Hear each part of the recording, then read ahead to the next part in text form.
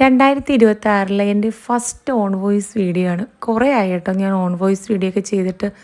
അപ്പോൾ ചെയ്യുമ്പോൾ തന്നെ എനിക്ക് സ്പെഷ്യലായിട്ടുള്ള ഒരു സ്ഥലത്ത് പോയിട്ട് അവിടുത്തെ വീഡിയോ എടുക്കണമെന്നായിരുന്നു എൻ്റെ ആഗ്രഹം. അങ്ങനെ നമ്മൾ ഫാമിലി ആയിട്ട് നമ്മുടെ ഉണ്ണിക്കണ്ണനെ കാണാൻ വേണ്ടി പോവുകയാണ്. ഇപ്പോൾ ഗുരുവായൂരപ്പനെ കാണാൻ പോകുന്നത് ഒരുപാട് നന്ദി പറയാൻ വേണ്ടിയിട്ടാണ്. 2025 എനിക്ക് കുറേ അധികം മാറ്റങ്ങൾ വന്നു. നമ്മൾ തളർന്നു പോകുമെന്ന് വിചാരിച്ച സമയത്തൊക്കെ രണ്ട് കൈയും കൊണ്ട് കോരിയെടുക്കുന്നത് പോലെ തോന്നിയിട്ടുണ്ട്. അങ്ങനെ ഒരുപാട് നന്ദി പറയാൻ വേണ്ടിയിട്ട് പോയതാണ് കേട്ടോ. നമ്മുടെ ഗുരുവായൂരപ്പൻ എൻ്റെ ലൈഫിൽ എനിക്ക് ഒഴിച്ചുകൂട്ടാൻ പറ്റാത്തത്ര വലിയൊരു സ്ഥാനമാണുള്ളത്. കാരണം എൻ്റെ ലൈഫ് ഇങ്ങനെ ഹാപ്പി ആയിട്ട് ഇരിക്കുന്നുണ്ടെങ്കിൽ അതിൽ വലിയൊരു പങ്ക് പുള്ളിക്കാരന് തന്നെയാണ് കേട്ടോ. ഞാൻ എൻ്റെ ഒരു വീട്ടിലൊരു അംഗത്തെ പോലെയാണ് എനിക്ക് ഫീൽ ചെയ്തിട്ടുള്ളത്. നമ്മൾ പോയിട്ട് എത്ര തൊഴുതിട്ട് വന്നാലും നമുക്ക് ആ തൃപ്തി മാറത്തില്ല, തൃപ്തി വരത്തില്ല. ഇനിയും കാണണമെന്നുള്ളൊരു ഇപ്പോഴും എനിക്ക് അങ്ങനെ ഇനി എന്നാ പോവേണ്ടേ എന്നാണ് എൻ്റെ മനസ്സിൽ ചിന്തിക്കുന്നത്. ഗുരുവായൂർ എന്നുള്ള ബോർഡ് കാണുമ്പോൾ തന്നെ ദൈവമേ ഭഗവാനെ കാണാറായല്ലോ എന്നുള്ള സന്തോഷത്തിലാണ് കേട്ടോ. അങ്ങനെ നമ്മൾ നേരെ പോയി തൊഴുതു. കുറച്ച് ക്യൂ ഒക്കെ ഉണ്ടായിരുന്നു. പോയി തൊഴുതിട്ട് നേരെ റൂമിലോട്ട് പോയി. നമ്മൾ റൂം എടുത്തേക്കുന്നത് ഗുരുവായൂർ മുനിസിപ്പാലിറ്റിയുടെ തന്നെ ടൂറിസ്റ്റ് ഫെസിലിറ്റേഷൻ സെൻറ്ററിലാണ്.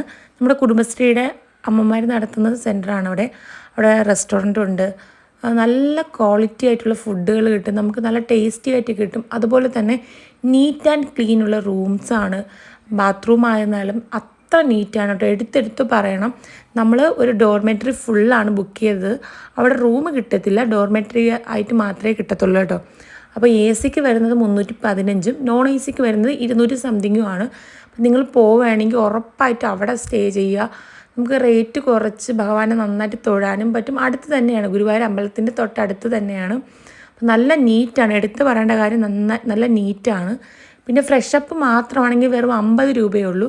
അപ്പോൾ ഇനി നിങ്ങൾ ഗുരുവായൂർ പോവുകയാണെങ്കിൽ ഇവിടെ സ്റ്റേ ചെയ്യാൻ നോക്കുക കേട്ടോ. ചെറുതായിട്ടൊന്ന് റെസ്റ്റ് എടുത്തതിന് ശേഷം നമ്മൾ നൈറ്റ് ആയപ്പോൾ അമ്പലത്തിലോട്ട് പോയി. നൈറ്റ് ഗുരുവായൂരപ്പൻ്റെ ആ പരിസരമൊക്കെ കാണാൻ നല്ലൊരു വൈബാണല്ലേ. ആ സാമ്പ്രാണിയുടെ മണവും ആ ലൈറ്റും ഒക്കെ കൊണ്ട് പോസിറ്റീവ് എനർജി തന്നെയാണ് നമുക്ക് കിട്ടുന്നത് അല്ലേ. അവിടെ പോയി ഒരുപാട് നന്ദി പറയാനുണ്ടെന്ന് പറഞ്ഞില്ലേ, നന്ദികളൊക്കെ പറഞ്ഞു.